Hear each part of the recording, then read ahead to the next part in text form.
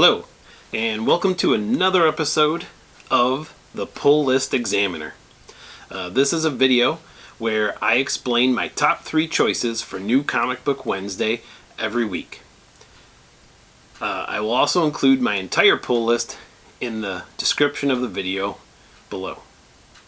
This is the top 3 list for the week of February 2nd, 2022, or 222022. Number 3 that I'm going to start with is Arkham City, The Order of the World number 5. This one seems to be flying low on the radar. I don't know how many folks out there are actually buying this title, but in my opinion, it is the most unique Bat Family book that is being released right now.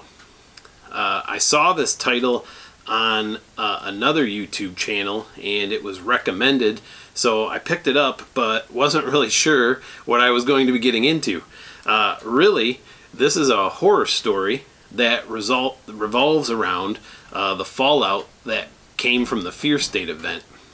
Many of the inmates have escaped from Arkham, and one of the doctors on the staff, Dr. Joy, is now trying to reach out and help all of the inmates with the help of the Ten-Eyed Man, who is a very creepy character.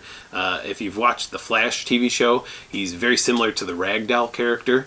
The Ten-Eyed Man has 10 eyes on his fingers and apparently can see visions. And we eventually find out that he is somehow overlaying a map of Arkham with a map of Gotham, and things seem to line up, and they're finding inmates where their cells should be on the map, but really in Gotham. It's pretty creepy. And anyways, I really like the textures in the artwork by this artist called Danny, but it is very different with a rough and grainy, gritty feel. Maybe not everyone's cup of tea. It kind of reminds me of Mike Mignola's work, which actually makes sense because the colorist on this title is Dave Stewart, who has worked with Mignola in the past on the Hellboy series. There's only one more issue after this one, so I'm excited to see how they're going to conclude this series. And number 2 this week is Daredevil, Woman Without Fear number 2. I am not shy about the fact that I am a huge fan of the Zdarsky run of Daredevil. I've been able to collect the whole series, and many years ago I was introduced to Daredevil through the Man Without Fear miniseries by Frank Miller and John Romita Jr., and became a Daredevil fan. The next Netflix series was amazing. Maybe one of the best Marvel series, period. Those single-shot fight scenes were wow. Anyways, with the Devil's Reign event continuing, this tie-in is actually written by Zdarsky, so it is probably the most natural extension of the whole event, and really it's a direct continuation of the main Daredevil series. This past week I read the Winter Soldier tie-in, and I think that has probably been the best tie-in that wasn't written by Zdarsky. But in this title, the artwork is great, the story is great, and I really keep looking forward to the conclusion of how the heroes are going to deal with Wilson Fisk.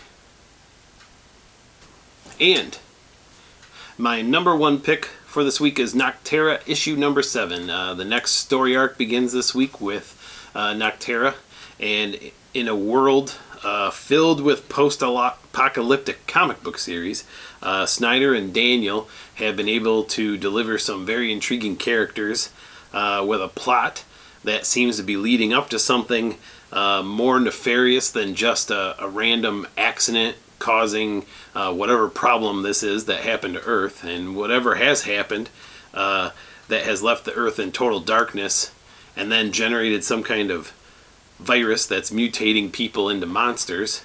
That seems to be something that the main characters have to fend off, and the last comic book that we got from this team, Snyder and Tony Daniels, was the Blacktop Bill special, and that gave some really ultra creepy background on what appears to be this serial killer who is after the main characters now. I read somewhere that this whole series has now been optioned as a Netflix movie, and that is exactly what I think when I am reading this series.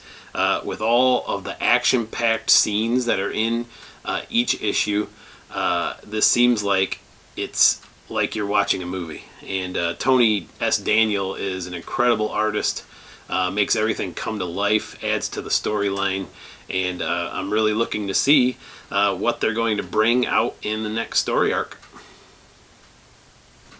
So, thank you for watching this week's top 3 for my pull list. Again, check the description below for my entire pull list.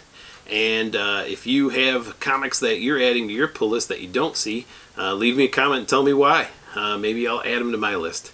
Remember to read them, bag them, and board them. See you next week.